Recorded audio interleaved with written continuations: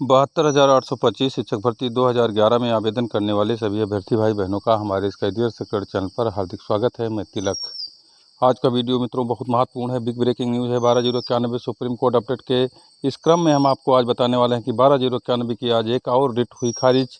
नहीं बची pending SLP, अभी तक नहीं निकल सका कोई रास्ता। सारा डिटेल हम इस वीडियो में बताएंगे। आप अगर नए हैं तो हमारे चैनल को अधिक से अधिक संख्या में सब्सक्राइब कर दीजिए। वीडियो में अंत तक बने रहिए।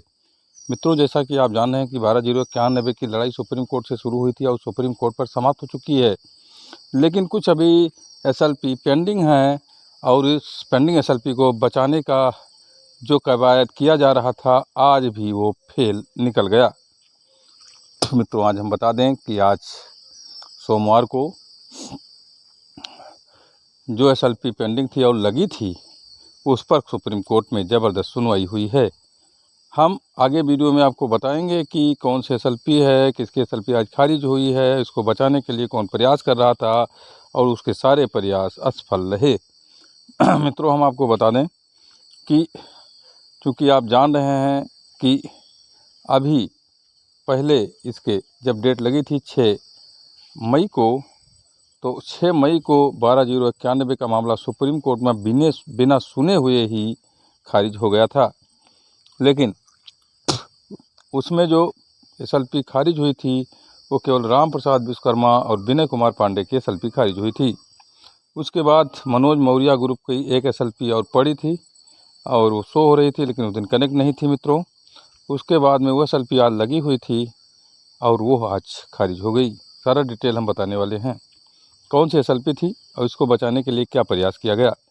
अभी आप जान रहे हैं कि इसी SLP को बचाने के लिए सारे ग्रुपों के लोग दिल्ली गए हुए थे, आपस में एक मंच पर आने की कवायद शुरू कर रहे थे, लेकिन सारी बातें तय हो चुकी थी। बीच में किसी मुद्दे को लेकर के और मामला गर्मा गया। उसके बाद में एक ग्रुप के द्वारा दूसरे ग्रुप के लोगों की पिटाई कर दी गई और दुर्भाग्यपूर्ण घटना जो सुप्रीम कोर्ट के परिसर में हुई मित्रों, 12/091 को लेकर के, जबकि 12/091 का अंत भी बुरा हो चुका था, उसके बावजूद ये लोग आपस में झगड़ा करके और जो लोगों की गारे की कमाई खून पसीने की है उसको बचाने के लिए एक बहुत बड़ी रणनीति के तहत काम कर रहे हैं। हालांकि जो SLP खारिज हुई है उसको बचाने के लिए सभी लोग वहां गए हुए थे और आज उसको बचाने का अंतिम प्रयास किया गया, लेकिन जज ने एक नहीं सुनी और उसको खारिज कर दिया। मित्रों, SLP बचाने का एकमात्र तरीका था कि इसको नॉट प्रेस कर लिया जाए। हम आपको बता दें कि SLP कौन सी थी। तो SLP थी मनोज मौर्य ग्रुप की, राम प्रकाश मौर्य एंड अदर्स की, 50 अदर्स की। तो यह आज लगी हुई थी और मनोज मौर्य के सभी जो टीम के लोग थे वो वहाँ दिल्ली में उपस्थित थे। इस SLP को बचाने के लिए प्रयास किया गया, नॉट प्रेस कराने के लिए अपने AOR के माध्यम से, लेकिन SLP नॉट प्रेस नहीं हो पाई और अंततः सुप्रीम कोर्ट के जो 6 मई के आर्डर में बात कही गई थी कि all pending SLP is dismiss, तो उसी के तहत मैं आपको बता दूं कि यह भी SLP पेंडिंग थी और आज जब सुनवाई हुई तो वो डिसमिस हो गई, यानी खारिज हो गई। मित्रों, हम आपको बता दें कि अभी भी कई SLP ऐसी हैं जो दायर हैं और उसको बचाने के लिए भी जद्दोजहद इन लोगों द्वारा किया जा रहा है। अब हमें जो लग रहा है कि इन SLPओं की सुनवाई जुलाई में पड़ेगी, तब तक क्या रास्ता ये लोग आपस में निकालते हैं, ये देखने वाली बात होगी। मित्रों, रीबू जाने के पहले अगर कोई रास्ता निकल आता है तो निस्संदेह अगर सरकार को नोटिस हो जाती है तो एक बार 12/091 फिर जिंदा हो सकता है, लेकिन दूर दूर तक संभावना इसलिए नहीं दिख रही हैं कि ये सारे जो गुट हैं ये आपस में टकराव की स्थिति में हैं। कोई किसी की बात मानने को तैयार नहीं है, एक मंच पर आने की बात भी नहीं कर रहे हैं। अब केवल जो पैसा डंप कर लिया है इन लोगों ने, और वो लगभग 70 से 80 लाख रुपए है, उस पैसे को पचाने के लिए, डकाने के लिए इनकी जो रणनीति है वो सफल हुई दिखती है। क्योंकि अब जो पैसा लोग मांगने लगे हैं तो ऐसे स्थिति में अब डेट जुलाई में लगेगी। इन लोगों का कहना होगा कि ये पैसा हम कैसे दें, अभी तो हम प्रयास में लगे हुए हैं मित्रों। लेकिन जो प्रयास है इन लोगों का वो सकारात्मक दिख नहीं रहा है। गुट चाहे जो हों, अंदर सबकी जो नीयत है वो बहुत ही ख़राब चल रही है।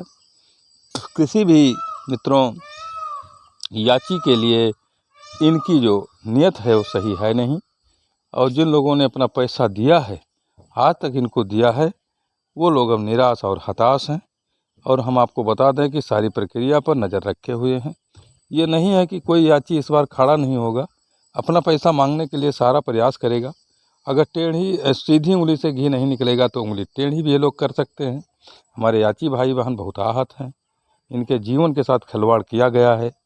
और मित्रों लगातार नादानी करते हुए अगवाकार केवल पैसा डकारते गए, न केस की स्टडी की, न बेंच की स्टडी की, और सरासर लड़ते चले गए।